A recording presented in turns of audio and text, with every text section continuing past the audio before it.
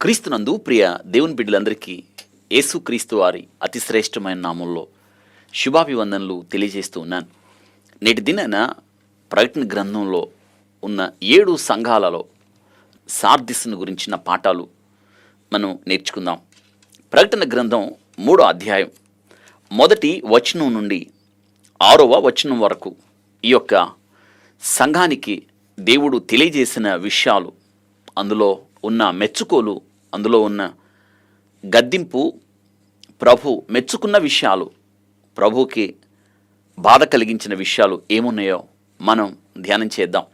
చూస్తున్నారా, ప్రతి సంఘంలో దేవుడు ప్రశంస ఉంది. ప్రతి సంఘానికి దేవుడు హెచ్చరిక ఉంది, గద్దింపు ఉంది. ప్రతి సంఘానికి దేవుడు సరిచేసుకోవడానికి సమయం ఇస్తూ ఉన్నాడు. సరిచేసుకుని తిరిగి విశ్వాస జీవితంలో కొనసాగితే దేవుని వాగ్దానం ఉంది.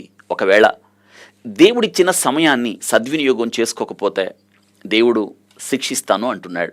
కాబట్టి ఈ ఉత్తరాల ద్వారా దేవుడు ప్రతి సందర్భంలో కూడా ప్రతి సంఘానికి దేవుడు పంపించిన ఈ యొక్క లేఖల సారాంశాన్ని మనం గ్రహించినప్పుడు ఈ విషయం మనకి బోధపడుతూ ఉంది. మరొక మాట మనం జ్ఞాపకం చేసుకోవాలి. దేవుడు నమ్మతగినవాడు, ఆయన నీతిమంతుడు అని ఈ యొక్క లేఖలు మనకు జ్ఞాపకం చేస్తూ ఉన్నాయి. మనం ఆయనకి సమీపించినప్పుడు ఆయన మనలను ప్రేమిస్తాడు. సమస్త దుర్నీతి నుండి మనలను తప్పించి, క్షమించి, విమోచించి నిత్య రాజ్యానికి వారసులుగా చేస్తాడు. ఆయన నమ్మతగినవాడు. చూసారా, మనకు ఆయన అవకాశం ఇస్తూ ఉన్నాడు. ఈ దినాన ప్రకటన గ్రంథంలో ఉన్న విషయాలన్నీ కూడా దేవుడు మన వినికిడిలో మాట్లాడుతున్నాడంటే ఏమిటి అర్థం? ఆయన ప్రేమ కాదా? ఆయన జాలి కాదా? ఆయన కరుణ కాదా? మన జీవితంలో నూతనంగా పుట్టిన ఆయన వాత్సల్యత కాదు అంటారా? ఎంత మాత్రం కాదు. అందుకే మన జీవితాల్లో ఆయన వాత్సల్యత జ్ఞాపకం చేసుకున్నప్పుడు ఆయన్ని స్తుతించకుండా ఉండగలమా? కాబట్టి మనం అనుదినం మరింత ఎక్కువగా దేవుణ్ణి స్తుతించాలి, దేవుణ్ణి కీర్తించాలి, దేవుణ్ణి కొనియాడాలి. ఎందుకంటే ఈ ప్రకటన గ్రంథంలో ఉన్న విషయాలన్నీ కూడా దేవుడు మనకు వివరింపచేస్తూ ఉన్నాడు. దేవుడు మాట్లాడకపోతే, దేవుడు మన హృదయాలు తెరవకపోతే ఈ ప్రకటన గ్రంథం మనకి అర్థం కాదు. ఇందులో ఎటువంటి అనుమానం లేదు. ఆ దినాన లూదియా హృదయాన్ని తెరిచిన దేవుడు ఈ దినాన మన హృదయాన్ని తెరిచి ఈ వాక్యాన్ని మన హృదయంలోకి దేవుడు ప్రవేశపెట్టకపోతే మనకెంత మాత్రం అర్థము కాదు. చూసారా, మాకు అర్థమవుతుంది అన్నప్పుడు మీరు దేవుని స్తుతించాలి. ప్రకటన గ్రంథం దేవుడు మాతో మాట్లాడుతున్నాడు అని మీకు విషయం తెలుస్తున్నప్పుడు దేవుడు మీ ప్రార్థనకు జవాబిచ్చినట్టే కదా. ఆయన ప్రార్థన ఆలకించు దేవుడు కాబట్టి ఆయన స్తుతిస్తూ, ఆయన కీర్తిస్తూ, ఆయన కొనియాడుతూ మనం ఈ ప్రకటన గ్రంథంలో ఉన్న విషయాలన్నీ కూడా మనం నేర్చుకుంటూ ముందుకు సాగవలసిన వారమై ఉన్నాం. ప్రతినిత్యం కూడా దేవుడు ఆ సంఘాలకు ఇచ్చిన హెచ్చరిక, గద్దింపు మన జీవితాల్లో మనకే, ఈ చివరి దినాల్లో జీవించుచున్న మనకే అని ఆ గద్దింపును, హెచ్చరికను స్వీకరించి అతిక్రమములు దాచక ఒప్పుకొని వాటిని విడిచిపెట్టి ప్రభుని వేడుకుంటే కనికరం పొందుతాం. కాబట్టి ఈ యొక్క శ్రేష్టమైన సమయంలో మరోసారి ఈ యొక్క సంఘాలకు దేవుడు రాసిన ఈ యొక్క లేఖల ద్వారా మనం నేర్చుకునే సారాంశం అదే. ప్రకటన గ్రంథం 3వ అధ్యాయం 6వ వచనంలో 6 వచనాల వరకు కూడా ఈ లేఖను దేవుడు రాసి పంపమంటున్నాడు. ఈ యొక్క యోహాను ద్వారా సార్దిస్లో ఉన్న సంఘపు దూతకు ఇలాగూ రాయము అనే మాట. సార్దిస్ తుయతైరా నుండి 33 మైళ్ళ దక్షిణ ఉత్తర వైపుగా, ఈ యొక్క స్ఫుర్నాకు 50 మైళ్ళు తూర్పుగా ఈ పట్టణం ఉంది అని మనం జ్ఞాపకం చేసుకోవాలి. తుయతైరా నుండి 33 మైళ్ళు దక్షిణం తూర్పు వైపుగా, స్ఫుర్నాకు 50 మైళ్ళ తూర్పుగా ఈ పట్టణం ఉంది. అనగా తుయతైరా నుండి 53 మైళ్ళు, స్ఫుర్నాకి 50 మైళ్ళ దూరంలో ఉంది ఈ పట్టణం.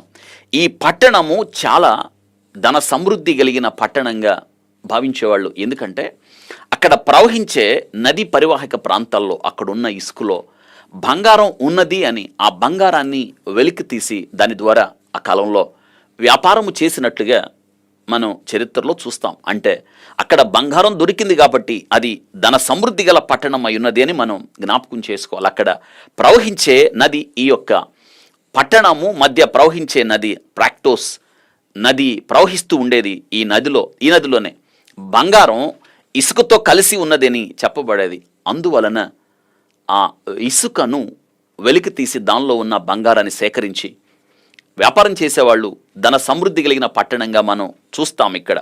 కాబట్టి తుయతైరా, ఫిలదెల్ఫియా వెళ్ళే మార్గము గుండా, ఆ మార్గము ఈ యొక్క సార్దీస్ గుండానే వెళ్తుంది అనమాట. ఈ సార్దీస్ గుండా ఈ ముఖ్య పట్టణానికి గల 5 రోడ్లు ఈ పట్టణం ద్వారానే వెళుతూ ఉండే. అనగా ఈ పట్టణము ద్వారా 5 రోడ్లు కూడల్లో ఈ యొక్క పట్టణం ఉండేది ఆ దినాల్లో.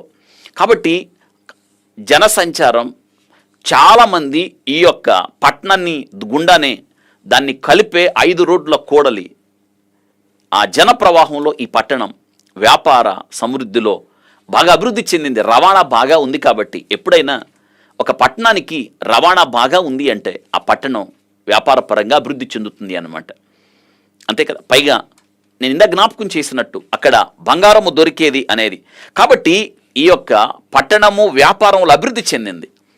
కంబళి వస్త్రాలు, తెలుపు పెంకుల ద్వారా ఇంట్లో ఉన్న వస్తువులు తయారు చేయడం, ప్రత్యేకంగా కమ్మడి వస్త్రాలకు అద్దకాలు ఉంటాయి కదా, రంగులు వేయడం అనేది, ఆ కలర్ వేయడం అనేది ఇక్కడే ప్రారంభమైనట్టుగా మనం చూస్తాం. అలాగే వెండితో బంగారంతో ఇక్కడ డబ్బు చేయడం, బంగారంతో వెండితో కరెన్సీ ఉంటుంది కదా, డబ్బు, ఆ నాణ్యాలు తయారు చేయడం అనేది ఇక్కడే ప్రారంభమైంది.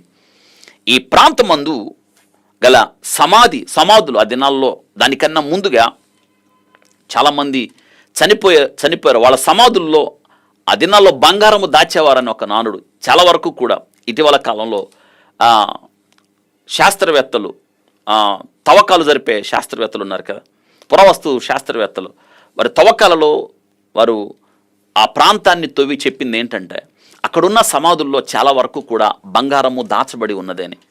కాబట్టి బంగారము దాచబడిన సమాధులు అనేవాళ్ళు. నాటి కాలంలో చాలామంది వారికి ఉన్న విస్తారమైన ధనాన్ని బట్టి ఆ వ్యక్తి చనిపోయినప్పుడు ఆ వ్యక్తితో పాటు చాలా బంగారాన్ని సమాధిలో దాచేవారంట. అక్కడ ఈ పట్టణానికి ఆ సమాధుల్లో దాచిన బంగారాన్ని బట్టి ఈ పట్టణాలు ధన సమృద్ధి కలిగిన పట్టణంగా చరిత్రలో మనం లెక్కించవచ్చు. ఇక్కడ ఇంకొక విషయం ఏంటంటే క్రీస్తు పూర్వం 549లో పారసీక రాజైన కోరేషు, క్రీస్తు పూర్వం 218లో అంతియోకస్ ఈ పట్టణమును స్వాధీనపరుచుకున్నారు. ఈ పట్టణాన్ని కోరేషు రాజు, అంతియోకస్ వీరిద్దరూ కూడా ఒకరి తర్వాత ఒకరు వారి కాలక్రమంలో ఈ పట్టణాలని స్వాధీనం చేసుకున్నారు. క్రీస్తు శకం 17వ సంవత్సరంలో వచ్చిన పెద్ద భూకంపంలో ఈ పట్టణం సర్వనాశనమైనట్టుగా చూస్తాం. ఆ తర్వాత తిబెరియా కైసర్ వీరు ఆ పట్టణాన్ని చాలా అధునాతనంగా ఆధునీకరించారు. ఈ యొక్క పట్టణము యొక్క గత చరిత్ర అది. ఈ యొక్క సార్దిస్ అనే పదానికి అర్థం ఏమిటంటే సంస్కరణ అని అర్థం, లేదా ఇంకొక అర్థం ఉంది, రహస్యముగా పారిపోవుట అని. సంస్కరణ అంటే ఉద్యోగం కదా, రహస్యముగా పారిపోవుట అని అర్థం ఉంది. క్రీస్తు శకం 1517 నుండి క్రీస్తు శకం 1750 వరకు గల దిద్దుబాటు కాలంలో, రిఫార్మేషన్ కాలంలో ఈ సంఘం యొక్క కాలం ఇమిడి ఉంది.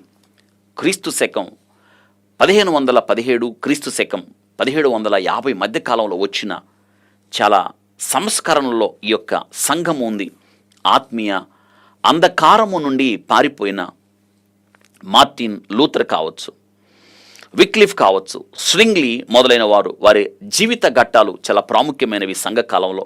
వారిని గూర్చిన వివరణ మనం ఖచ్చితంగా తెలుసుకోవాలి.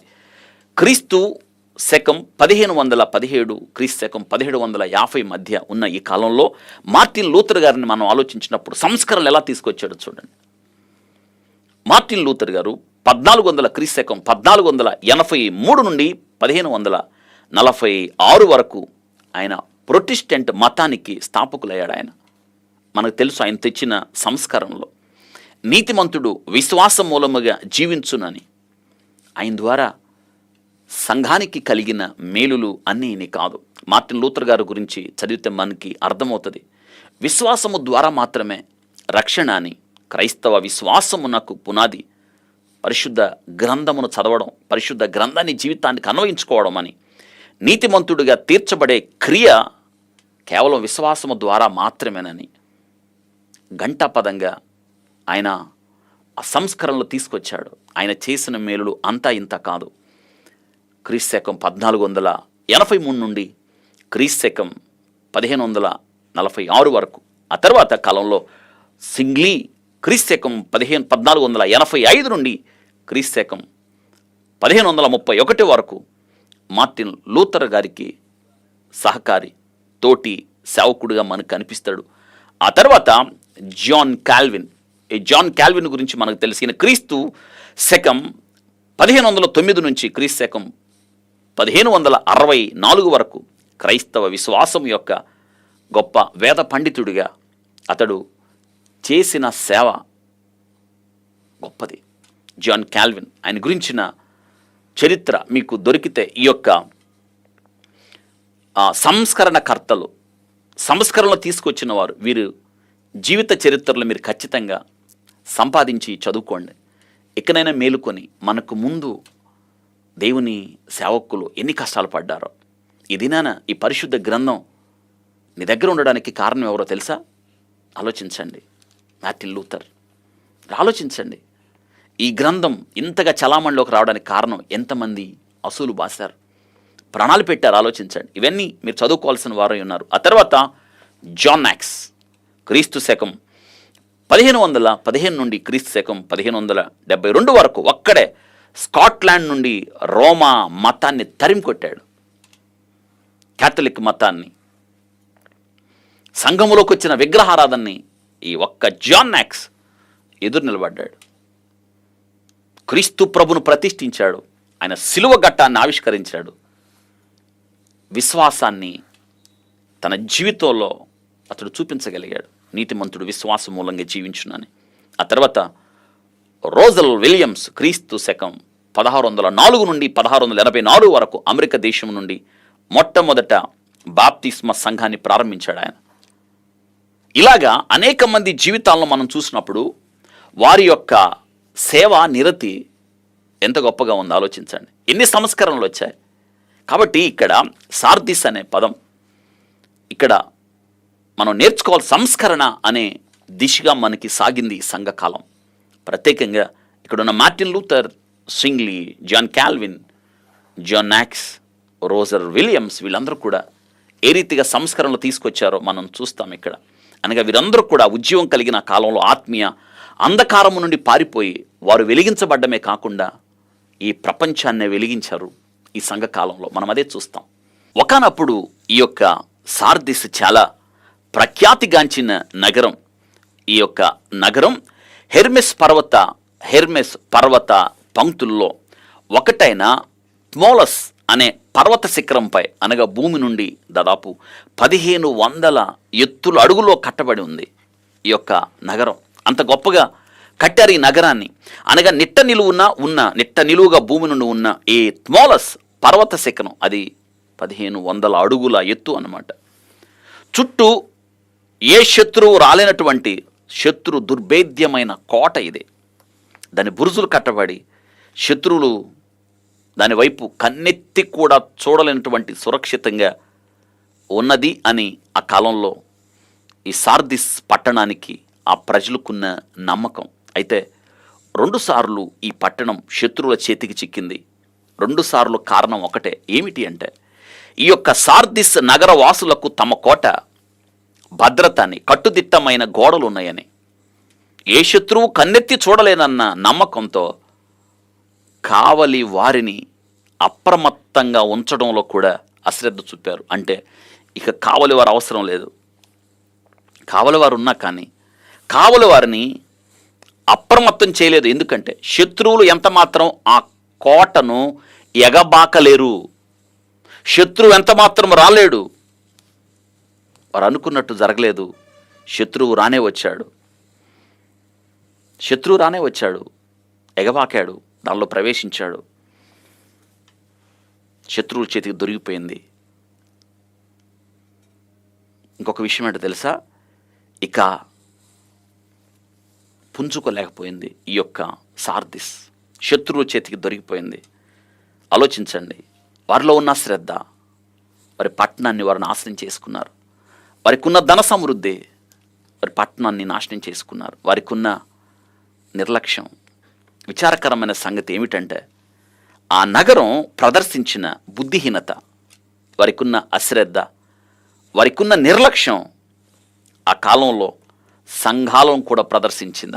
ఆ పట్టణంలో ఉన్న సంఘం కూడా, ఆ సంఘము కూడా నిర్లక్ష్యం ప్రదర్శించింది. అందుకే ఈ యొక్క సార్దిస్ సంఘానికి ప్రభు లేఖ రాయమన్నాడు.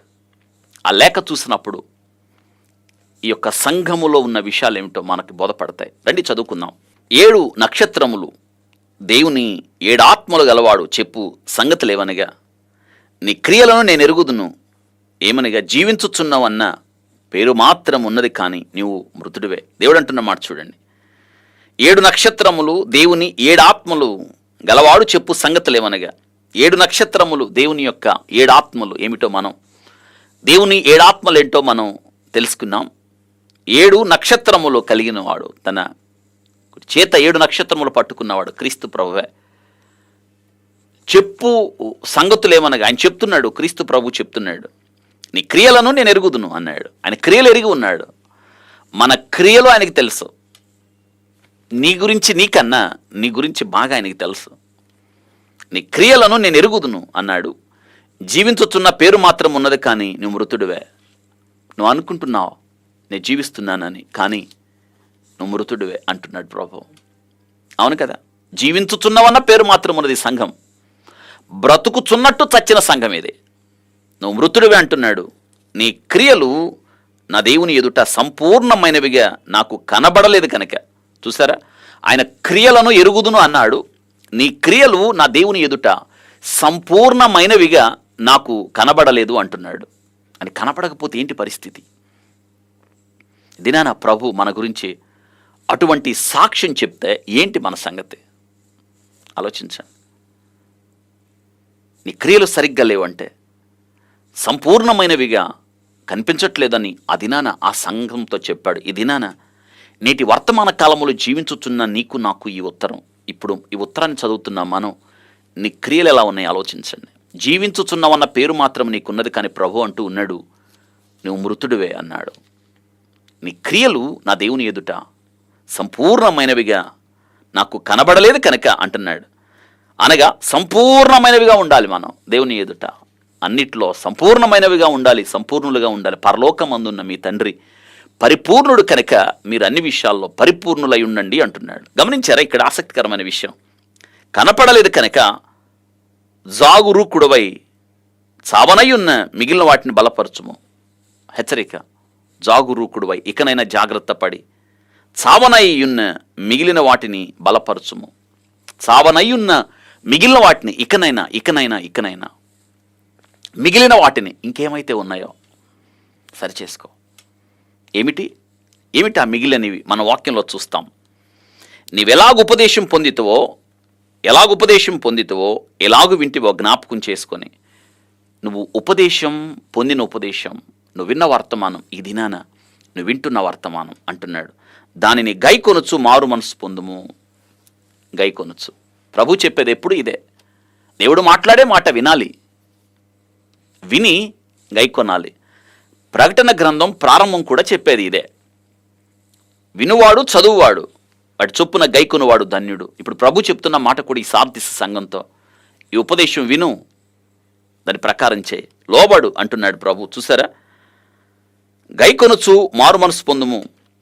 నీవు జాగురూకుడువై ఉండని ఎడల నేను దొంగవలే వచ్చేదను. ప్రభు చెప్పేది అదే.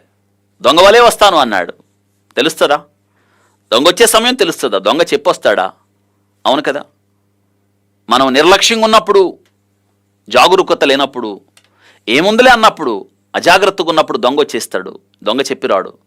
ప్రభు వచ్చే దినం కూడా అలాగే ఉంటుంది. నేను దొంగ వల్లే ఏం చేస్తాం అప్పుడు? ఆలోచించండి. ఏ గడియను నీ మీదకి వచ్చునో నీకు తెలియదు అన్నాడు. ఏ గడియ నీ మీదకి వచ్చునో అయితే తమ వస్త్రములో అపవిత్రపరుచుకున్న కొందరు సార్దీసులో నీ యొద్ద ఉన్నారు. వారు అర్హులు గనుక తెల్లని వస్త్రము ధరించుకుని నాతో కూడా సంచరించెదరు. అర్హులకు ఆయన తెల్లని వస్త్రం ఇస్తూ ఉన్నాడు. గమనించండి. అయితే తమ వస్త్రములను అపవిత్రపరుచుకున్న కొందరు అపవిత్రపరుచుకున్నారు. అయితే దేవుడు అంటున్నాడు, సార్దిస్లో నీ యొద్ద ఉన్నారు వారు అర్హులు గనక, దేవుడు అర్హులుగా ఎంచి అంటున్నాడు, అవకాశం ఇస్తున్నాడు. తెల్లని వస్త్రాలు ధరించుకొని నాతో కూడా సంచరించెదరు. ప్రభుతో కూడా. ఎంత గొప్ప ఆధిక్యత చూసారా. అతిక్రమంలో దాచువాడు వర్ధిల్లడు, వాటిని ఒప్పుకొని విడిచిపెట్టువాడు కనికరం పొందును అని. జయించువాడు అలాగున తెల్లని వస్త్రములు ధరించుకును, జయించువానికి తెల్లని వస్త్రాలు ధరించుకును. జీవగ్రంథము నుండి అతని పేరు ఎంత మాత్రము తుడిచిపెట్టక, జీవగ్రంథంలో రాయబడిన పేరు తుడిచిపెట్టక నా తండ్రి ఎదుటను ఆయన దూతల ఎదుటను అతని పేరు ఒప్పుకుందును. చూసారా, ఎవరు ఆయన్ని ఒప్పుకుంటారో ప్రభు తండ్రి ఎదుట దూతల ఎదుట ఒప్పుకుంటాను అంటున్నాడు. సంఘముతో ఆత్మ చెప్పుచున్న మాట చెవిగలవాడు వినుగాక, చెవిగలవాడు వినుగాక అన్నాడు. చూసారా, ఇక్కడ ప్రభు చెప్తున్న ఈ యొక్క శ్రేష్టమైన మాటలు మన జీవితంలో మనం నేర్చుకోవాల్సిన వారమై ఉన్నాం. 7 నక్షత్రములు, 7 ఆత్మలు. కాబట్టి 7 ఆయనే పరిపూర్ణుడు క్రీస్తు ప్రభువారు. అవును, ఇక్కడ 7 సంఘాలు. ప్రతి సంఘం ఆయనకి లెక్క చెప్పాలి. మనలో ప్రతివాడు సంఘములో చేర్చబడ్డ నీవు నేను బాధ్యతలున్నాయి, దేవుడు అప్పగించిన పనులున్నాయి. మనం గృహ నిర్వాహకులం. ఆయనకి లెక్క చెప్పాలి. ప్రతివాడు లెక్క చెప్పాలి. లెక్క అడుగుతాడు. లెక్కల్లో తేడాలు ఉండవు. నువ్వేం చేసావని లెక్క అడుగుతాడు. దేవుని కొరకు ఏం చేసావు? ఆయన మన అకౌంట్స్ ఆఫీసర్. ఆయన లెక్క చెప్పాలి. అన్ని అడుగుతాడు. ఆయన నువ్వేది చేసావు అడుగుతాడు. ప్రతిదీ లెక్క చెప్పాలి. ఆయన కంటికి మరుగైంది ఏది కూడా లేదు. మనం ఎవరికి లెక్క చెప్పవలనో ఆ ప్రభు రేపటి దినాన సంఘం ఎత్తబడిన తర్వాత ఆయన న్యాయపీఠము ఎదుట మనం నిలబడాలి. అవును, క్రీస్తు యేసునందున్న వారికి ఏ శిక్షా విధియు లేదు. అయితే శిక్ష నుండి తప్పించబడ్డావు, కానీ ఆయన న్యాయపీఠం ఎదుట మతికి లెక్క చెప్పాలి. నీ జీవితాన్ని గురించి ప్రభు ప్రతి విషయంలో లెక్క అడుగుతాడు. ఆయన ఏం చేసావు నా కొరకంటే ఎలా చెప్పగలం? నీ క్రియలు ఏవి అని అడిగితే ఏం చెప్తాను చెప్పండి? ఆలోచించండి. ఆయన అడుగుతాడు, లెక్కలు అడుగుతాడు. లెక్కలు చెప్పవలసిన వారమై ఉన్నాం. ఇప్పుడే సరి చేసుకోవడం మంచిది కదా. 7 సంఘాలు, 7 సంఘాలలో ఉన్న ఆయన పిల్లలు, వధువు సంఘం. 7 సంఘాలు అనగా భూమి మీద ఉన్న సార్వత్రిక సంఘం అనగా అన్ని సంఘాలు. ఆ సంఘం ఈ సంఘం అని కాదు. యేసుక్రీస్తు రక్తము ద్వారా విమోచించబడిన పిల్లలు ఎవరైతే ఉన్నారో ఎత్తబడే సంఘంలో ఉన్న ప్రతి ఒక్క వ్యక్తి కూడా సంఘం చెప్పాలి. కాబట్టి ఇక్కడ 7 నక్షత్రములు, 7 ఆత్మలు అని మనం నేర్చుకున్నాం. చూసారా, నేను ప్రత్యేకంగా దాని గురించి మీకు వివరించాను. 7 ఆత్మలు. యెషయా గ్రంథం 11వ అధ్యాయం 2వ వచనాన్ని చూసినప్పుడు యెహోవా ఆత్మ జ్ఞాన వివేకములకు ఆధారముగా ఆత్మ, ఆలోచన బలమునకు ఆధారముగా ఆత్మ, తెలివిని యెహోవా ఎడల భయభక్తులు పుట్టించు ఆత్మ తన మీద నిల్చును. ఇది ప్రత్యేకంగా సూచనలుగా మనకు అనిపిస్తుంది. ఆ వాక్య భాగాన్ని మళ్ళీ ధ్యానం చేయండి. 7 ఆత్మలు ఆయన సింహాసనదుట ఉన్నాయని. కాబట్టి బలహీనలను బలపరిచే దేవుని యొక్క ఆత్మ, సంఘాన్ని బలపరచటం దేవుని యొక్క ఉద్దేశం. ఈ యొక్క ఉత్తరాలలో ప్రత్యేకంగా మనం నేర్చుకుంటున్న విషయం ఏమిటంటే సంఘాన్ని బలపరుస్తూ ఉన్నాడు ఆయన, సంఘాన్ని సిద్ధపరుస్తూ ఉన్నాడు, సంఘాన్ని అప్రమత్తం చేస్తూ ఉన్నాడు. అవును, మనల్ని మనం సరిచేసుకోవాల్సిన వారమై ఉన్నాం. చూసారా, ఇక్కడ వాక్యంలో మాట్లాడుతున్న మాట ఎంత శ్రేష్టమైంది చూడండి. దేవుడు మాట్లాడుతున్న మాట అంటున్నాడు, చూడండి, నీ క్రియలను నేను ఎరుగుదును, నీ క్రియలను నేను ఎరుగుదును అంటున్నాడు. ఆయనకి అంతా తెలుసు. ఆయనకి తెలియంది ఏదన్నా ఉందా? ఆయన కంటికి మరుగైంది ఏదన్నా ఉందా? అవును, నువ్వు సత్క్రియలు చేస్తున్నావా, దుష్క్రియలు చేస్తున్నావా అని తెలుసు. మనం సత్క్రియలు చేయడానికే ఎన్నుకున్నాడు మనల్ని. అవును కదా. ఎఫెసీ పత్రిక 2వ అధ్యాయం 10వ వచనంలో ఆ సత్క్రియలు ఏంటో ప్రభు చెప్తున్నాడు. సత్క్రియలు చేయనట్లుగా నీ క్రియలను నేను ఎరుగుదును అంటూ ఉన్నాడు ప్రభు. అవును, మన క్రియలు ఆయనకి తెలుసు. ఆయన అంతా చూస్తున్న దేవుడు. ఆయన పాతాళం, అగాధ కూపం దేవుని కన్నులకు తేటగా కనిపిస్తున్నప్పుడు నరుల హృదయం మరి తేటగా కనిపించదా అంటున్నాడు. నిజమే కదా. హృదయాంతరంగాలు ఆయన పరిశోధిస్తున్నాడు. మన క్రియలు తెలుసు ఆయనకి. సత్క్రియలు చేయడానికి ఆయన మనల్ని ఎన్నుకున్నాడు కదా, దుష్క్రియలు చేయడానికి కాదు. కానీ నేటి దినాన దుష్క్రియలు చేసేవాళ్ళు ఎక్కువైపోతున్నారు. నీ క్రియలు నేను ఎరుగుదును అన్న మాటలు ఈ దినాన జ్ఞాపకం చేసుకో. దేవుని కొరకు మనం ఎటువంటి క్రియలు చేయాలో తీతు పత్రిక చదవండి. ఆ సత్క్రియలు అనేకులకు మేలు చేస్తూ క్రీస్తు యొద్దకు ఎలా ఆకర్షిస్తాయో అవి ప్రజలకు మేలుకరమై ఉన్నాయి అంటున్నాడు సత్క్రియలు. కాబట్టి నీ క్రియలు నేను ఎరుగుదును అన్నాడు సార్దీస్ సంఘం. ఈ సంఘం అనుకుంటుంది నేను బ్రతికున్నాను అనుకుంటుంది, కానీ ప్రభు అన్నాడు నువ్వు బ్రతికున్నావు అనుకుంటున్నావు కానీ కాదు, నువ్వు చచ్చిపోయావు అన్నాడు. ఆత్మీయంగా చచ్చిన సంఘం, డెడ్ చర్చ్. ఇది నా సంఘాల యొక్క పరిస్థితి ఇలాగే ఉండిపోతూ ఉంది. సంఘాలు బాగున్నాయి అనుకుంటున్నాయి.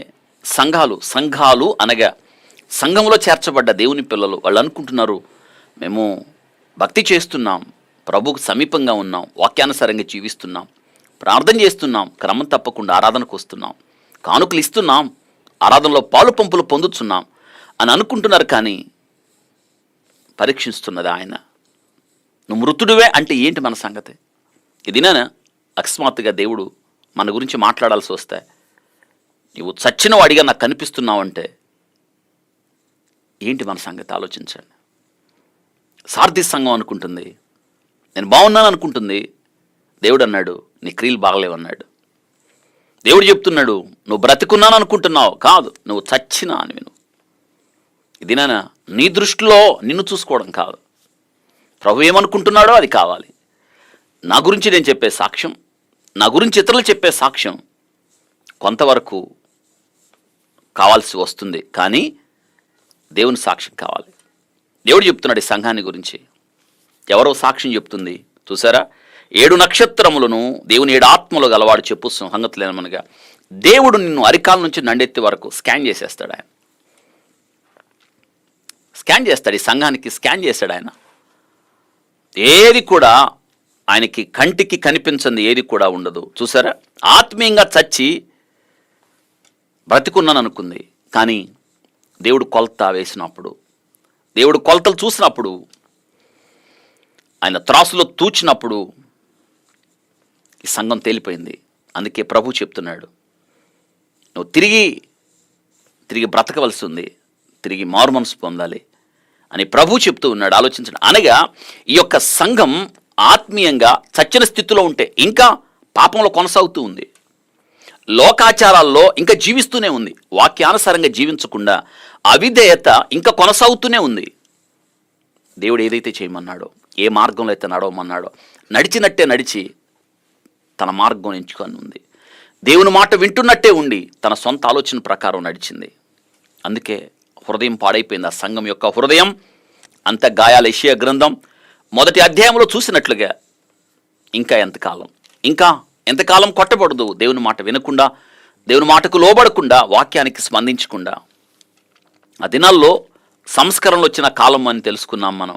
మార్టిన్ లూథర్, జాన్ క్యాల్విన్ వీళ్ళందరూ కూడా సంస్కరణలు తీసుకొచ్చారు. ఆ దినాల్లో ఈ యొక్క క్రైస్తవ వ్యవస్థ మొత్తం కూడా రోమన్ల ఆధిపత్యం కింద, అనగా రోమన్ క్యాథలిక్ కింద ఉంది. ఆ రోమన్ క్యాథలిక్ కింద ఉన్న ఈ సంఘం బోలెడంత సుఖం, సౌఖ్యం, ఆనందం అనుభవిస్తూ ఉంది.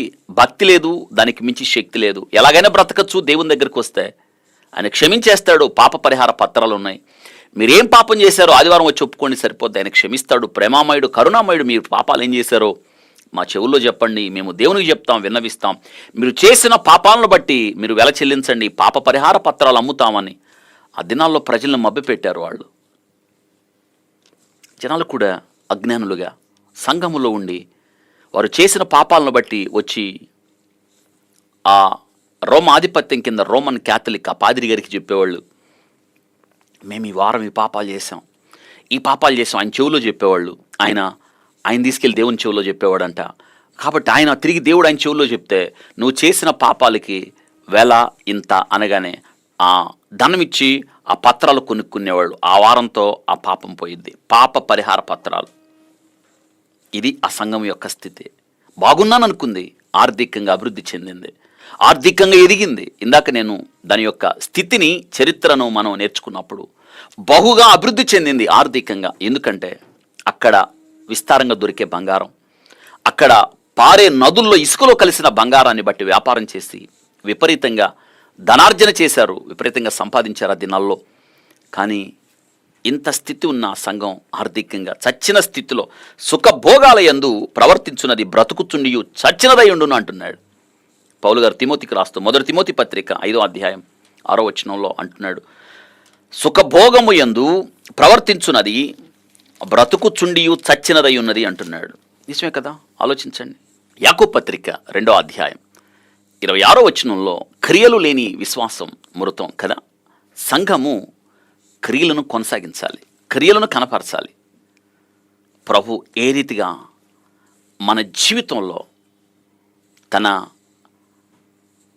సన్నిధిని మనలో ఉంచాడో, ఆయన మార్గంలో నడుస్తున్నప్పుడు మన క్రియల ద్వారా ఆయన్ని మహింపరచాలి. యాకోబు భక్తుడు రాస్తున్న ఆ క్రియా సహితమైన విశ్వాసాన్ని అబ్రహాము జీవితంలో మనం చూస్తాం, రాహాబు జీవితంలో మనం చూస్తాం. ఇది మనం ప్రత్యేకంగా నేర్చుకోవాల్సిన విషయం. సార్దిస్ సంఘము ఎందుకు అది మృతమైన సంఘమైంది? ప్రభు ఎందుకు నువ్వు జీవించుచున్నావన్న పేరు మాత్రం ఉన్నది, కానీ నువ్వు మృతుడివే అని సార్దిస్ సంఘంతో దేవుడు ఎందుకు చెప్పాడు అంటే ఒకటే మాట, సార్దిస్ సంఘానికి ఆధ్యాత్మిక వ్యాయామం లేదు, స్పిరిచువల్ ఎక్సర్సైజ్ లేదు, దానికి ఆత్మీయ వ్యాయామం లేదు. ఇది జరుగుతున్న సంగతి. నేటి దినాన మన సంఘములోకి వెళుతున్న మనం జీవించుచున్నామన్న పేరు ఉంది, కానీ మన జీవితాల్లో ఆధ్యాత్మిక వ్యాయామం లేదు. ఆదివారం వెళ్తాం, వాక్యం వింటాం కదా, మళ్ళీ తెచ్చి బైబిల్ అక్కడ పడేస్తావు. ఈ వారం ఆ బైబిల్తో పని లేదు, మరి చచ్చినోళ్ళం కదా. ఆదివారం ఒక్కరోజు అక్కడికి వెళ్ళి ప్రార్థన చేస్తావు, మిగతా రోజుల్లో ఆ ప్రార్థన తెలియదు, చచ్చినోళ్ళం కదా.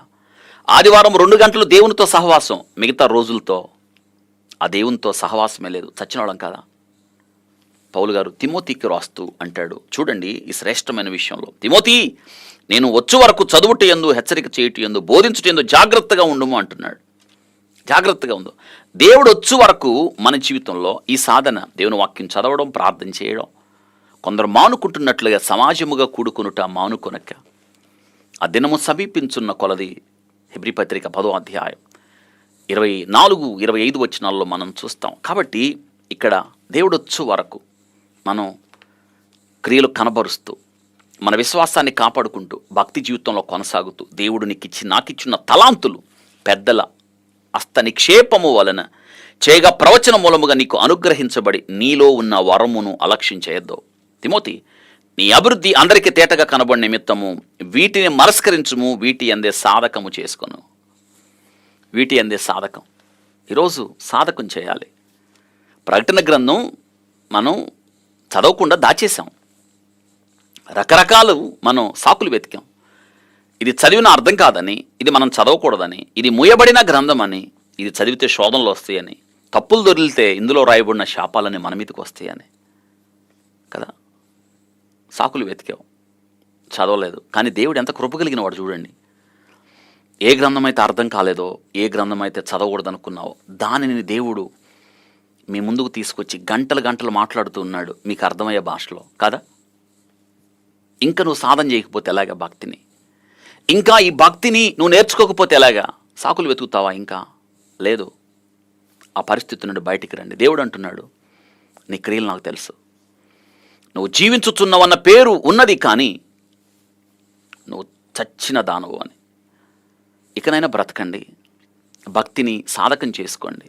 అనుదిన జీవితంలో వాక్య పఠనం, వాక్యాన్ని ధ్యానం చేయడం, వాక్యాన్ని కంఠస్థ చేయడం, వాక్యానుసారంగా జీవించటం, దేవునితో సహవాస సంబంధంలో ధ్యానం చేయడం, ప్రార్థన చేయడం, మన కుటుంబాన్ని భక్తులు నడిపించటం, ఈ సువార్తను అనేకులకు చెప్పడం, క్రీస్తు ప్రేమ వార్తను కొంతమంది కన్నా చెప్పడం, దేవుని రాజ్య వ్యాప్తి ఎడల ఆసక్తి కలిగి ఉండడం, దేవుని ఇంటిని గురించిన ఆసక్తి కలిగి ఉండడం, మన సంఘాన్ని నిర్లక్ష్యం చేయకుండా సంఘ కార్యక్రమాల్లో ఖచ్చితంగా పాల్గొనడం, సమాజముగా కూడుకొనుట మానుకొనక మించి దేవుడు ఏ తలాంతులైతే నీకు ఇచ్చాడో ఆ తలాంతులు నీ జీవితంలో నిర్లక్ష్యం చేయకుండా ప్రభు వచ్చు వేళ వాటిని ఇంకా ఇంకా దేవుని కొరకు వాడవలసిన వారమై ఉన్నాం. ఆయన వచ్చు సమయం అయింది.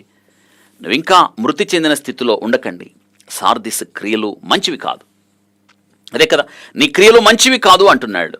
అవును, నీ క్రియలు నా తండ్రి ఎదుట మంచివిగా నాకు కనిపించలేదు అంటున్నాడు. గమనించారా? చూడండి, నీ క్రియలు నా దేవుని ఎదుట సంపూర్ణంగా నాకు కనబడలేదు కనుక జాగురూకుడవై చావనై ఉన్న మిగిలిన వాటిని బలపరచుమా అంటున్నాడు. ఇకనైనా చూడండి, నా తండ్రి ఎదుట అవి పరిపూర్ణంగా కనిపించలేదు. పరిపూర్ణం 7 అనే సంఖ్య మన ప్రకటన గ్రంథంలో కనిపిస్తుంది. 7 పరలోకమందున్న మీ తండ్రి పరిపూర్ణుడు కనుక మీరు కూడా పరిపూర్ణులై ఉండండి. మన క్రియలు పరిపూర్ణంగా ఉండాలి. ఇది మనం జ్ఞాపకం చేసుకోవాలి. పరిపూర్ణం ఏ పరిస్థితులైనా దేవుని కొరకు జీవించవలసి వచ్చేటప్పుడు మనం పరిపూర్ణులుగా ఎదగాలి కదా. ఐగుప్తులో యోసేపు అన్ని కష్టాల్లో పరిపూర్ణుడిగా ఎదిగాడు కదా. ఆయనలో పాపము ప్రస్తావించబడలేదు. బబులోన్లో దానియేలు ప్రతికూల పరిస్థితుల్లో, శ్రమల్లో, ముళ్ళు అనే పరిస్థితులు గుండా వారు పరిపూర్ణుడిగా కొనసాగారు. దానియేలు జీవితంలో కూడా పాపపు ప్రస్తావన లేదు.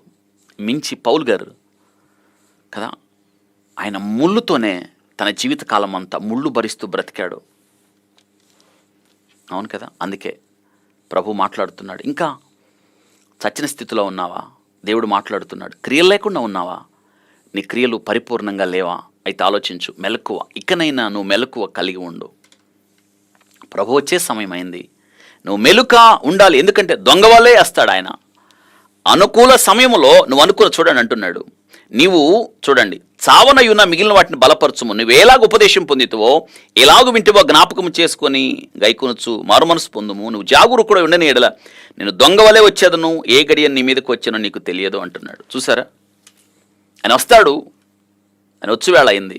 ఇకనైనా నువ్వు ఏది చేయలేకపోయావో, ఎలా జీవించలేకపోయావో, ఎలా నడవలేకపోయావో, దేవుని కొరకు ఏదైతే చేయలేకపోయావో, ఏ ప్రయాస పడలేకపోయావో, ఎందుకు వ్యర్థమైన జీవితం గడిపావు, ఇకనైనా మిగిలిన వాటిని జాగ్రత్త పరిచి. పోగొట్టుకున్నావు, అంతా పోగొట్టుకున్నావు, నష్టపడిపోయావు. ఇకనైనా తప్పిపోయిన కుమారుడు తండ్రిని విడిచిపెట్టి ఆస్తి సమకూర్చుకుని దూరం వెళ్ళాడు. ఏం చేశాడు? తండ్రికి విరోధమైన కోరిక కోరాడు, విరోధమైన స్థలంలో నివసించాడు, విరోధమైన ప్రజల మధ్య కాపురం ఉన్నాడు, తండ్రికి విరోధమైన వ్యాపారం చేశాడు. ఏం సంపాదించాడు? చక్కగా రాయబడింది.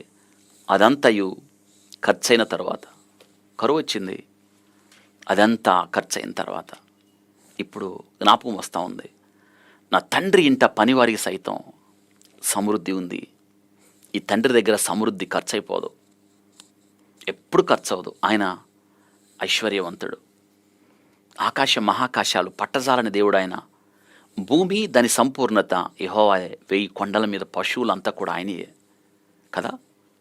వాడికి చూడండి, నా తండ్రి ఇంట పనివారికి సైతం సమృద్ధి ఆహారం ఉందని వాడు ఆలస్యం చేయలేదు.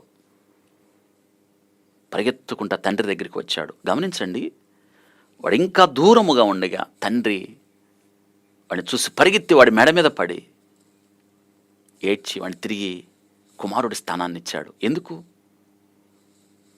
వాడు కోల్పోయింది తిరిగి తండ్రి దగ్గరికి వచ్చినప్పుడు వాడికి ప్రశస్త వస్త్రం ఇచ్చాడు, ఉంగరం తొడిగాడు, చెప్పులు ఇచ్చాడు, ఇంట్లోకి తీసుకొని వెళ్ళాడు.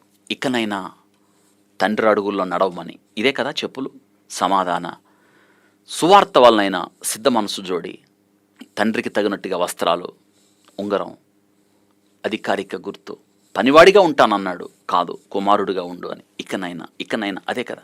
ఇకనైనా మిగిలిన వాటిని ఇంకా ఏం మిగిలేయో, నష్టపరుచుకున్నావు, పోగొట్టుకున్నావు, ఇకనైనా రండి దేవుని దగ్గరికి. ప్రభువా, తప్పు చేశాను నాయన, నీ సంఘములో ఉండి జీవముగలిగిన దేవుని ఆలయంలో నేను ఒక అవయవముగా ఉండి నీకు చెందవలసిన అవయవాలు, ఈ బలం నీకు చెందాలి, నా తలాంతులు నీకు చెందాలి, నా జీవితమే నీకు చెందాలి, నా ఆయుష్ అంతా నీదే, నువ్విచ్చావు, అంతా ఖర్చు చేశాను, నాశనం అయిపోయాను ప్రభువా. నువ్వు ఎప్పటికీ ప్రభు దగ్గరికి వచ్చిన మిగిలిన్నది క్రీస్తు కొరకు జీవించాలి. ఈ సారథి సంఘంతో దేవుడు అంటున్నాడు, మెలకువ. వస్తున్నాడు ఆయన త్వరలో. ఆలస్యం చేశాడు, ఎందుకు? మన మేలు కోసమే కదా. పెళ్లి కుమారుడు ఆలస్యం 5 కన్యకలను మేల్కొల్పలేకపోయింది. 10 మంది కన్యలు పెళ్లి కుమారుడు రాక కొరకు నిరీక్షిస్తూ ఉన్నారు. పెళ్లి కుమారుడు ఆలస్యం అయింది. ఎందుకు? ఈ 5 సిద్ధపాటు లేదు కదా, వాళ్ళ కోసమే. అయితే ఆ ఆలస్యాన్ని వీళ్ళు సద్వినియోగం చేసుకోలేకపోయారు. ఇదినా దేవుడు ఆలస్యం ఎందుకు చేస్తున్నాడు? 2000 సంవత్సరాల నుండి ఆయన ఇదిగో నేను వస్తున్నాను ఆలస్యం చేస్తున్నాడు. ఎందుకు? నీ కోసం, నా కోసం. ఇంకా ఆయన మన కోసం, మన మేలు కోసం ఆయన ఆలస్యం చేస్తున్నాడు. పేతురు భక్తుడు స్పష్టంగా నిర్వచిస్తున్నాడు ఎందుకు ఆయన ఆలస్యం చేస్తున్నాడు. 2 పేతురు పత్రిక 3వ అధ్యాయం 9వ వచనం, ఆలస్యం మన కొరకే, కొందరు ఆలస్యం అని ఎంచుకున్నట్లుగా ప్రభు తన వాగ్దానముల గురించి ఆలస్యము చేయువాడు కాడు, కానీ ఎవడు నశింపవాలని ఇచ్చేంపక ఆయన అంతటా మారు మనసు పొందాలని కోరుచు మన ఎడల ఆయన దీర్ఘశాంతం చూపుతున్నాడు. ఈ సత్యం చాలామందికి తెలియదు. ఆయన రాకడ గురించిన వాగ్దానం ఏమైంది అని చాలామంది వ్యర్థ ప్రేలాపంలో వ్యర్థంగా మాట్లాడడం మనం చూస్తున్నాం. అవును కదా? ఆలోచించండి. దేవుడు ఇది ఈ వాక్యం ద్వారా నీతో మాట్లాడుతున్నాడు. మారతారా? ఇకనైనా మారు మనసు పొందు. ఇకనైనా ఆయన కొరకు మంచి క్రియలు చేయి. ఇకనైనా ఆయన కొరకు జీవించవలసిన వారు పరిపూర్ణంగా ప్రభు ముందు మనం కనిపించాలి. క్రీస్తు శకం 1517 అక్టోబర్ 31వ తారీఖున రోమన్ క్యాథలిక్ ఆధీనంలో వారు అనుసరిస్తున్న 95 తప్పులు రాసి మార్టిన్ లూథర్ గారు బయటకు వచ్చాడు. అప్పటిదాకా మూయబడి ఉన్న బైబిల్ గ్రంథాన్ని తెరిచాడు ఆయన. బయటకు వచ్చాడు ఆయన. సంస్కరణలు తెచ్చాడు. అవును కదా? సంస్కరణల యుగం అది. సంస్కరణల కాలం.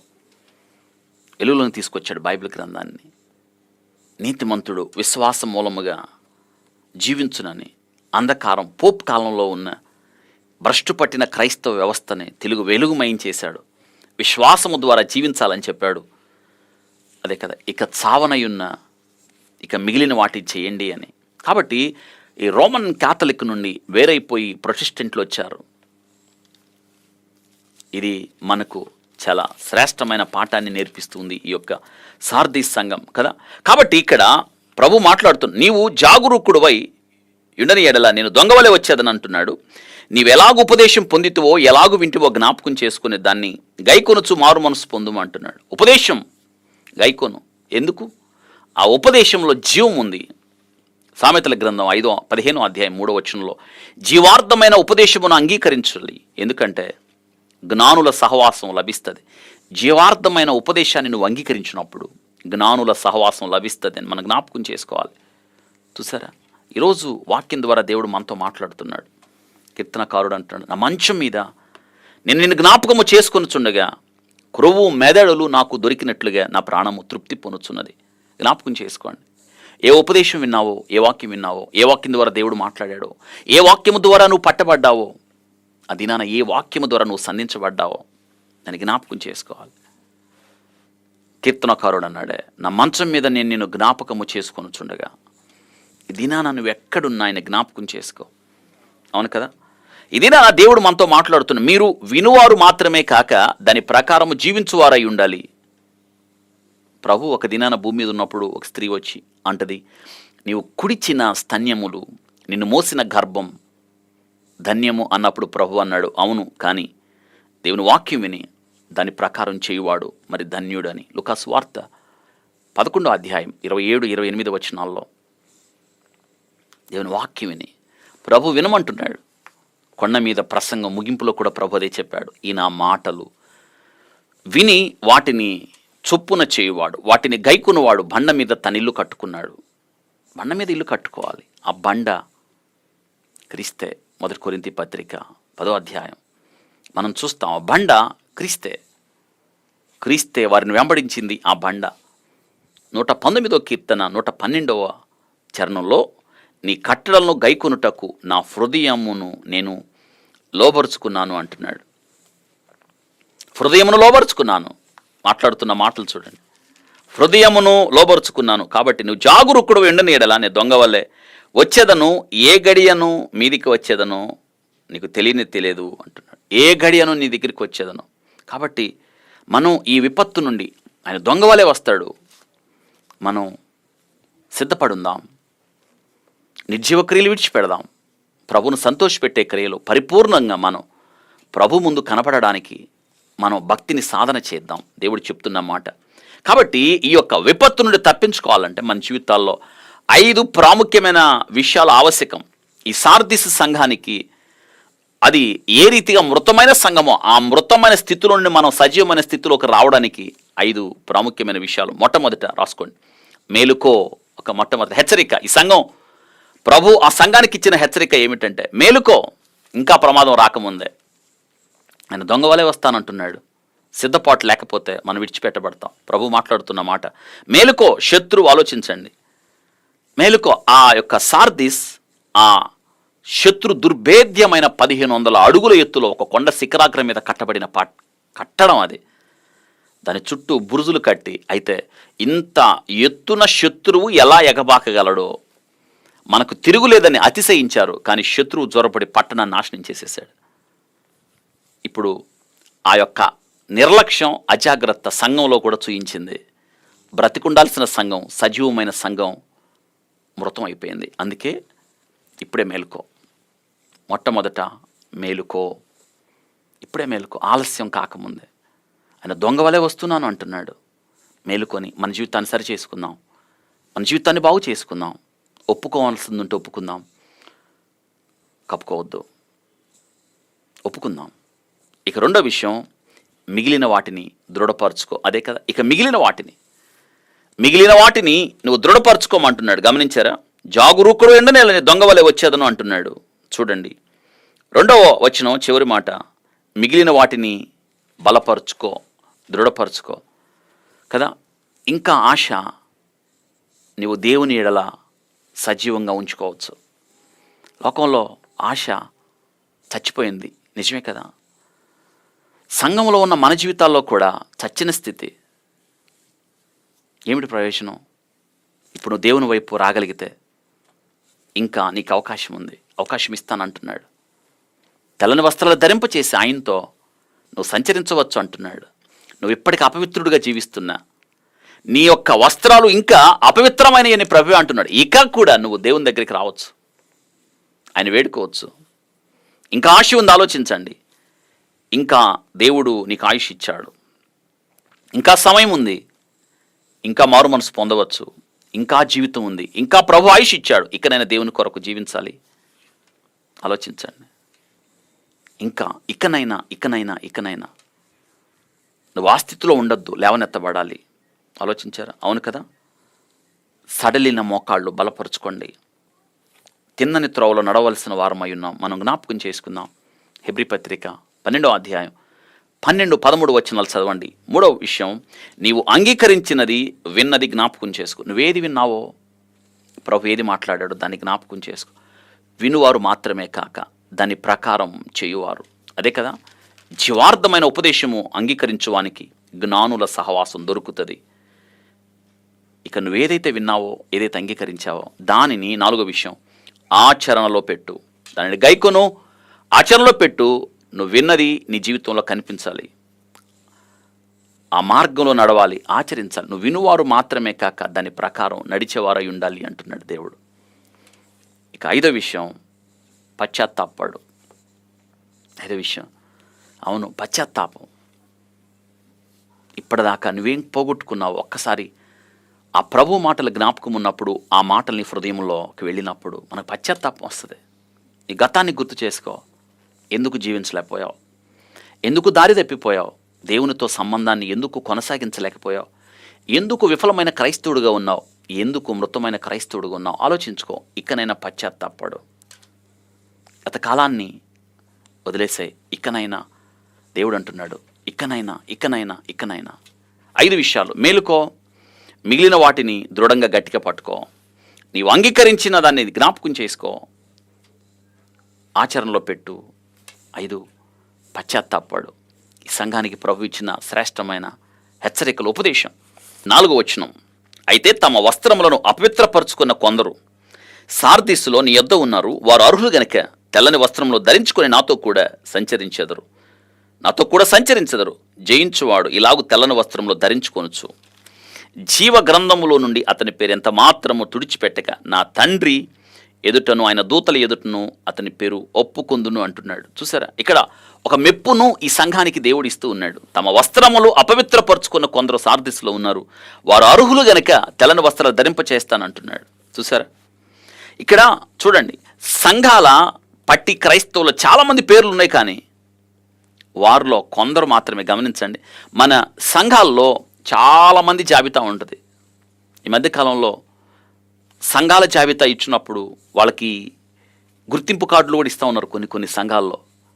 మా సంఘం ఇంతమంది, మా సంఘం ఇంతమంది, మా సంఘం ఇంతమంది అని. అయితే గమనించండి, చాలా పేర్లు. అయితే వారిలో కొందరు మాత్రమే. సంఘానికి వచ్చే వాళ్ళందరూ కూడా దేవుడు చెప్పగలడా వీళ్ళు పరిశుద్ధులు, వీరు పవిత్రులని? ఇప్పుడు దేవుడు అదే చెప్తాడు. నీ క్రియలు సరిగ్గా లేవు. చూడండి, దేవుడు చెప్పాలి మనం దేవునికి చెందిన వారమా కాదా. గమనించండి, మనం సంఘానికి వస్తున్నాం, సంఘంలో చేర్చబడ్డాం. అయితే యేసుక్రీస్తు నమ్మిన తర్వాత నీ జీవితం అంత అయిపోలేదు. అసలు జీవితం ప్రారంభం అక్కడే. దేవుని నమ్ముకొని మనం మన ఇష్టానుసారంగా జీవిస్తూ ఇష్టానుసారంగా బ్రతుకుతూ లోకంలో ఈ సారథి సంఘంలో ఉన్నవారిలాగా వ్యర్థంగా జీవిస్తే నువ్వు చచ్చిన వారివి. నువ్వు ఇంకెక్కడికి వెళ్తావు పరలోకానికి? అంతము వరకు సహించినవాడు నీకు కలిగి ఉన్న రక్షణ గట్టిగా పట్టుకోవడం. చూసారా? అనగా సంఘములో చేర్చబడిన తరువాత నీవు నీ వస్త్రాలు తెల్లగా, అనగా పరిశుద్ధమైన జీవితం, ప్రత్యేకమైన జీవితాన్ని జీవించాలి అని జ్ఞాపకం చేస్తుంది ఇక్కడ. తెల్లని వస్త్రాలు. అయితే ఇక్కడ ఆలోచించండి, తెల్లని వస్త్రాలు 2 కొరింథీ పత్రిక 6:18 ప్రత్యేకంగా జీవించవలసిన మనం, అనగా సంఘములో ఉంటూ ఇక ఈ లోకంతో మనకి సంబంధాలు లేవని గుర్తుపెట్టుకోవాలి. ఈ లోకంతో విజ్జోడిగా ఉండొద్దు అని ప్రభు మాట్లాడుతున్నాడు. సంఘంలో చేర్చబడిన తర్వాత మనం ఎలా బ్రతకాలి? ప్రత్యేకంగా పరిశుద్ధంగా బ్రతకాలని జ్ఞాపకం చేస్తాయి. సార్దిస్లో గమనించారా? సార్దిస్లో ఇక్కడ ఏం జరిగింది? వాక్య భాగంలో వారి వస్త్రాలను అంట అపవిత్ర పరచు కొనని కొందరు. అపవిత్రపరచుకొన్న కొందరు. ఒకవేళ నువ్వు అపవిత్రపరచుకున్నావా ఇంకా? అయితే రండి ప్రభు దగ్గరికి. ఇప్పుడైనా ప్రభు అవకాశం ఇస్తున్నాడు. అయితే దేవుడు చెప్తున్నాడు, అపవిత్ర పరచుకొనని కొందరు. దానికి ముందు నేను ఇంకొక మాట మాట్లాడుతున్నాను. నువ్వు అపవిత్రపరచుకున్నావా? అయితే ఇకనైనా అవకాశం ఇస్తున్నాడు ఆయన. ఇకనైనా మారండి. ఇకనైనా ఏ కారణంతో అపవిత్రపరచుకున్నావు? ఏ కారణంతో మళ్ళీ లోకంలోకి వెళ్ళావు? అందుకే దేవుడు చాలామంది అపవిత్రపరుచుకున్నారు. అపవిత్రపరచుకొనని కొందరు. ఇంతకు ఎవరు నువ్వు? మనం ఆ లెక్కలో చూస్తే, వాక్యపు యొక్క వెలుగులో చూస్తే మనం అందరం అపవిత్రపరుచుకున్నామే. నిజంగానే మన ఆలోచనలు, మన తలంపులు, లోకంతో మన సహవాసం, లోక మర్యాదను అనుసరించటం, లోకంలో అవిశ్వాసులతో విజ్జోడిగా ఉండడం, లోక పద్ధతులు అనుసరించటం, అందరూ నడిచినట్టు నడవడం, అందరూ మాట్లాడినట్టు మాట్లాడటం, అనుదిన జీవితంలో మన ప్రవర్తన సరిచేసుకోకపోవడం ద్వారా మన వస్త్రాలు, తెల్లని వస్త్రాలు, పవిత్రమైన వస్త్రాలు అపవిత్రమయ్యాయి. అయితే కొందరున్నారంట అపవిత్ర పరచుకొనని కొందరు. ఒకవేళ నువ్వు ఇంకా అపవిత్రపరచబడిన స్థితిలో ఉంటే ప్రభు దగ్గరికి రా. ప్రభువా, నేను పాపిని నాయన, నీ శిలువ రక్తంలో నన్ను కడిగి నీ బిడ్డగా నన్ను చేసుకో ప్రభు అని అడగండి ఆయన్ని. చలిగిల్లంత ధన్యులు చూడండి. ప్రభు వాళ్ళ గురించి సాక్ష్యం చెప్తున్నాడు. అపవిత్రపరచుకొనని కొందరు గురించి ప్రభు సాక్ష్యం చెప్తే ఏమంటున్నాడు చూడండి. వారంట అపవిత్రపరచుకున్న కొందరు సార్దిస్సులో నీ యొద్ద ఉన్నారు. వారు అర్హులు గనక, వారు అర్హులు. ఈ దినాన నువ్వు మారు మనసు పొంది పశ్చాత్తాపంతో నువ్వు ప్రభు దగ్గరికి వస్తే ఆయన నిన్ను కూడా అర్హుడిగా చేస్తాడు. నువ్వు ఆ స్థితిలో ఉండొద్దు, లేవనెత్తబడాలి. సచ్చిన స్థితిలో ఉండొద్దు, లేవనెత్తబడాలి. ఆ స్థితిలో నుండి పైకి రావాలి. నిన్ను ఈ సమయం మందు అర్హుడిగా చేస్తాడు. అందుకే అంటున్నాడు, చావనయ్యున్నా మిగిలిన వాటిని బలపరచుము. నువ్వు ఎలాగు ఉపదేశం పొందితువో, ఎలాగు వింటివో జ్ఞాపకం చేసుకుని దానిని గైకొనుచు మారు మనసు పొందుము అంటున్నాడు. ఇకనైనా మారు మనసు పొందండి. కాబట్టి ఈ సార్దిస్సులో మలినపరుచుకొనని కొందరు, అపవిత్రతను అంటుకొని కొందరు వాక్యంలో రాయబడింది. సార్దిస్సులో ఉన్నారు, వారు అర్హులు గనక. ఇక్కడ వాక్య భాగంలో మనం చూస్తున్నాం, సార్దిస్సులో జయించు వారికి ప్రభు 3 అంతల వాగ్దానం చేస్తూ ఉన్నాడు. 3 అంతల వాగ్దానం ఏమిటంటే చూడండి, వారికంట దేవుడు ఏం చేస్తున్నాడు? అక్కడ తెల్లని వస్త్రము ధరించుకొని నాతో కూడా సంచరించుదురు, జయించువాడు అలాగూ తెల్లని వస్త్రములు ధరించుకొని వాక్య భాగంలో రాస్తూ ఉన్నాడు. జీవగ్రంథము నుండి అతని పేరు ఎంత మాత్రమో తుడిచిపెట్టగా నా తండ్రి ఎదుట, ఆయన దూతల ఎదుట అతని పేరు ఒప్పుకుందును. చూసారా? తెల్లని వస్త్రం పరిశుద్ధతకు, నీతికి గుర్తు. ప్రభువైన యేసు క్రీస్తు నీతిని పొందిన ఆ విశ్వాసం తెల్లని వస్త్రాన్ని. కానీ సార్దిస్సులో ఈ వస్త్రములను మైలుపరుచుకున్నారు. వారు దేవుని రాజ్యంలో ప్రవేశించలేరు. మలినపరుచుకోకండి. అయితే ఇంకొక మాట, వారు గొర్రెపిల్ల ఈ వస్త్రము లేకుండా గొర్రెపిల్ల విందుకు రాలేరు. మత్తయి సువార్త 22వ అధ్యాయం 13 ప్రకారం గొర్రెపిల్ల రక్తంతో ఆ వస్త్రాన్ని కడిగి వేసుకోవాలి, ఉతుక్కోవాలి అని రాయబడింది. వాటిని శుభ్రం చేసుకోవాలి నువ్వు అక్కడికి రావాలంటే. ఇది నా అపవిత్రపరచబడ్డావా? గొర్రెపిల్ల రక్తము ద్వారా వాటిని పవిత్రపరచుకోవాలి. ప్రకటన గ్రంథం 7వ అధ్యాయం 14వ వచనంలో, అవును కదా, అక్కడ రాయబడింది. 4వ అధ్యాయం 4వ వచనం పెద్దలు, ప్రకటన గ్రంథం 6:11 హతసాక్షులు, ప్రకటన గ్రంథం 7వ అధ్యాయం 9లో ఇంకా అనేకులు. ఆ ప్రభు మహాసైన్యం తెల్లని వస్త్రాల్లో, అనగా యేసుక్రీస్తు గొర్రెపిల్ల రక్తంలో తమ వస్త్రములు ఉతికి వేసుకున్నవారు. క్రీస్తునందు మనకు నీతి వస్త్రాన్ని ఇస్తున్నాడు. నా వస్త్రాలు మనం ఎలా కాపాడుకోవాలి? అవును, గొర్రెపిల్ల రక్తము ద్వారా మన వస్త్రాలను ఉతుక్కున్నప్పుడు వాటిని జాగరూకతతో ఈ వాక్యాల ద్వారా మనం చూస్తున్నాం. కాబట్టి మొట్టమొదట 3 అంతల వాగ్దానం. మొట్టమొదట తెల్లని వస్త్రాలు. 2, జయించు వారి పేర్లు జీవగ్రంథము నుండి ఎన్నటికీ తుడిచిపెట్టబడో. జయించు వారికి దినా నీ వాక్యము ద్వారా హెచ్చరికను స్వీకరించి, ఒకవేళ ఇంకా అపవిత్రపరచబడిన స్థితిలో నీ వస్త్రాన్ని మలినపరుచుకుంటే ప్రభు దగ్గరికి వస్తే ఆయన గొర్రెపిల్ల రక్తము ద్వారా, గొర్రెపిల్ల రక్తంలో ఉతకబడిన వస్త్రాలు అవుతాయి. ఇది దేవుడు చేస్తున్న వాగ్దానం. ఇక 2వ వాగ్దానం, జయించు వారి పేర్లు జీవగ్రంథము నుండి ఎన్నటికీ కొట్టివేయబడవు. దినాన నీవు జయించి ఈ లోకంలో విశ్వాస సంబంధమైన జీవితం జీవిస్తే, ఈ దినాన ఈ సార్దిస్ సంఘంలో రాయబడిన విషయాలు నువ్వు పడిన స్థితి నుండి లేచి మారు మనసు పొంది మిగిలిన ఈ జీవితాన్ని క్రీస్తు కొరకు జీవిస్తే నీ పేరు అక్కడ భద్రంగా ఉంటుంది, కొట్టివేయబడదు. ఒకవేళ నువ్వు ఇంకనూ లేవనెత్తబడి ఇంకనూ నీ రక్షణ పోగొట్టుకోవడానికి నువ్వు సిద్ధపడుతుంటే, ప్రభు ఇచ్చిన హెచ్చరికను స్వీకరించకుండా నీ ఇష్టానుసారంగా బ్రతికితే బహుశా ఆ గొప్ప ఆధిక్యతను నువ్వు కోల్పోతావేమో ఆలోచించండి. దావీదు పాపము చేశాడు. నాతాను ప్రవక్త వచ్చినప్పుడు గద్దించినప్పుడు విలపిస్తూ ఏమంటున్నాడు? జీవగ్రంథము నుండి వారి పేరును తుడిచిపెట్టుము, నీతిమంతులు పట్టీలో పేర్లు రాయము అంటున్నాడు. దావీదు పాపాన్ని గురించి రాశాడు. జీవగ్రంథం నుండి వారి పేర్లను తుడిచిపెట్టుము అంటున్నాడు. నీతిమంతుల పట్టీలో వారి పేర్లు రాయకుము అంటున్నాడు. గమనించారా? ఎవరు వీళ్ళు? ఆలోచించండి. దావీదు పాపమును గురించి వ్రాస్తూ జీవగ్రంథముల నుండి వారి పేరును తుడుపు పెట్టుము, నీతిమంతుల పట్టీలో వారి పేర్లు రాయకుము అంటున్నాడు. చూసారా? పాపాన్ని గురించి రాస్తూ, పాపుల గురించి రాస్తూ, నీవు రక్షణ పొందిన తర్వాత మళ్ళీ ఆ పాపము జోలికి వెళ్ళొద్దు, నువ్వు సత్యన స్థితిలోకి వెళ్ళవద్దు. కాబట్టి జయించు వారి పేర్లు జీవగ్రంథము నుండి ఎన్నటికీ కొట్టివేయబడదు. మోషే మాటలు జ్ఞాపకం వస్తున్నాయి కదా, ఇజ్రాయేలీలు పాపం చేసిన ఇజ్రాయేలీల మీద దేవుని ఉగ్రత రాబోతున్నప్పుడు అంటున్నాడు, ప్రభువా వారిని ఏం చేయొద్దు, వారిని క్షమించు, వాళ్ళని ఏదైనా చేయాలంటే జీవగ్రంథంలో నా పేరు తుడిచిపెట్టు. అయితే అంటున్నాడు, జయించు వారి పేర్లు జీవగ్రంథంలో ఉంటాయి, ఎన్నటకు కొట్టివేయబడవని. ఇది 2వ వాగ్దానానికి. 3వది, దూతల ఎదుట దేవుడు ఒప్పుకుంటాడంట. దూతల ఎదుట ఆ వ్యక్తిని తండ్రి ఎదుట ఒప్పుకుంటాను అంటున్నాడు. గమనించారా? ఇది ఎంత చక్కని వాగ్దానం. చూసారు? ఎంత మాత్రమో తుడిచిపెట్టక నా తండ్రి ఎదుటను ఆయన దూతల ఎదుటను అతని పేరు ఒప్పుకుందును అంటున్నాడు. లూకాసు వార్త 9వ అధ్యాయం 26వ వచనములో, నన్ను గూర్చియు నా మాటను గూర్చియు సిగ్గుపడని వాడెవడో వాని గూర్చి మనిషి కుమారుడు తన తండ్రి ఎదుటను ఆయన పరిశుద్ధ దూతల ఎదుటను అవును కలిగి ఉన్న మహిమతో వచ్చినప్పుడు సిగ్గుపడడు అంటున్నాడు. గమనించారా? ఆయన సిగ్గుపడ్డు. ఆయన దూతలతో వచ్చినప్పుడు సిగ్గుపడడు వారి గురించి చెప్పడానికి. అవును కదా? లూకాసు వార్త 12వ అధ్యాయం 8వ వచనంలో, నేను మీతో చెప్పున్నదేమనగా నన్ను మనుషుల ఎదుట ఒప్పుకుని వాడెవడో మనిషి కుమారుడు తన దూతల ఎదుట వానిని ఒప్పుకొనును అనే మాట. ఒప్పుకుంటాడు ఆయన. చూడండి ఎంత గొప్పగా మాట్లాడుతున్నాడు ఈ సంఘంతో. మరి విశ్వాసాన్ని కాపాడుకుంటారా? ఆలోచించండి. సంఘముతో ఆత్మ చెప్పుచున్న మాటలు చెవిగలవాడు వినుగాక. సజీవమైన సంఘంగా ఉండాలి. సజీవమైన సంఘంగా ఉండునట్లుగా నీ వస్త్రాలు మలినపరచకుండా, అపవిత్రం అవ్వకుండా ఈ వస్త్రాన్ని కాపాడుకోవాలి.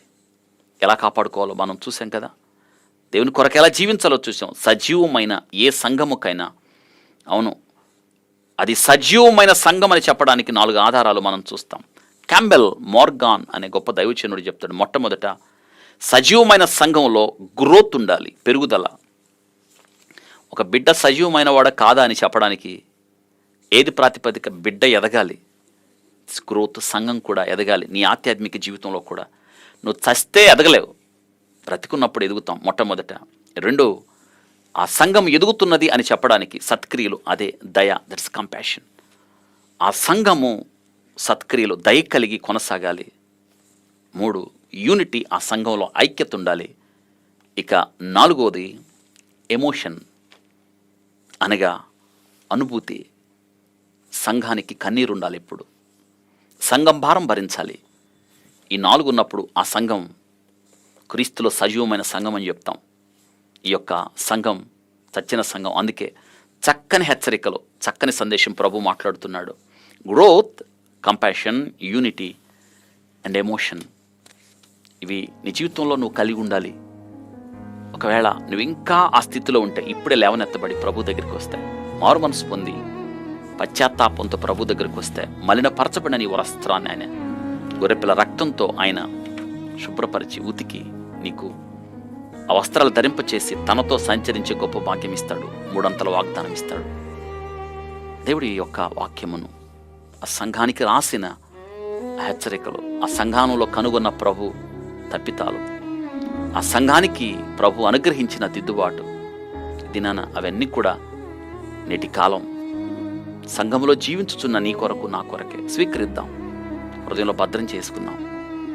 నీతిమంతుని గద్దింపులు తైలాభిషేకంగా స్వీకరిద్దాం. ఆయన కొరకు ఆ ఎత్త పడి ఉన్న వారిగా ఆయన కొరకు జీవిద్దాం. దేవుడి వాక్యమును మన కొరకు ఆశీర్వదించునుగాక. ప్రార్థన చేసుకుందాం. పరిశుద్ధుడా, స్తోత్రాలు. సార్ది సంఘముకి మీరిచ్చిన సందేశం ఎంత గొప్పది. జీవించుచున్న సంఘమే కానీ చచ్చిన సంఘం. క్రియలు లేవు, ఆ క్రియలు పరిపూర్ణంగా కనిపించట్లేదు. అందుకే ప్రభా మీరు దిద్దుబాటు ప్రారంభించారు. ఇకనైనా మేలుకో, ఇకనైనా బాగవు, ఇకనైనా నీ యొక్క క్రియల విషయమై పశ్చాత్తాపపడి ఇకనైనా జీవించే కాలం బాగా బ్రతుకు, పరిపూర్ణంగా జీవించని హెచ్చరిక చేశారు. స్తోత్రాలు. ఇది మా కొరకే. ఈ వాక్యం విన్న బిడ్డలు ప్రభా భక్తి జీవితంలో నిలవక జారిపోయి పడిపోయి వెను తిరిగిన వారు ఎవరైనా ఉంటే ఈ సార్థిక సంఘానికి ఇచ్చిన హెచ్చరికలు మాకుగా స్వీకరించి దిద్దుబాటును ప్రభా మేము స్వీకరించడానికి సహాయం చేయండి. వాక్యం విన్న ప్రతి బిడ్డను దీవించండి. ఈ యొక్క సార్థి సంఘం పాఠాలు మా కొరకు మాట్లాడారు. ఘనమైన మీ నామానికి మహిమ తెచ్చుకోనండి. వాక్యం విన్న ప్రతి బిడ్డను పేరు పేరున దీవించి ఆస్వాదించండి. విశ్వాసంలో కొనసాగుతున్న బిడ్డలు మరింతగా ప్రభా ఈ వాక్యము ద్వారా ప్రభా పరీక్షించబడి నైనా ముందుకు సాగే గొప్ప భాగ్యం ఇవ్వండి. ఘనమైన మీ నామానికి మహిమ తెచ్చుకోనమని దీవించి ఆస్వాదించమని యేసు నామములో అడిగి వేడుకుంటున్నాము తండ్రి. ఆమేన్. మా తండ్రి దేవుని ప్రేమ, కుమారుడైన యేసుక్రీస్తు వారి యొక్క కృప, పరిశుద్ధాత్మ అన్యోన్య సహవాసం, కాపుదల నడిపింపు మనందరికి సదాకాలం తోడయుండి నడిపించునుగాక. Amen. Amen. God bless you.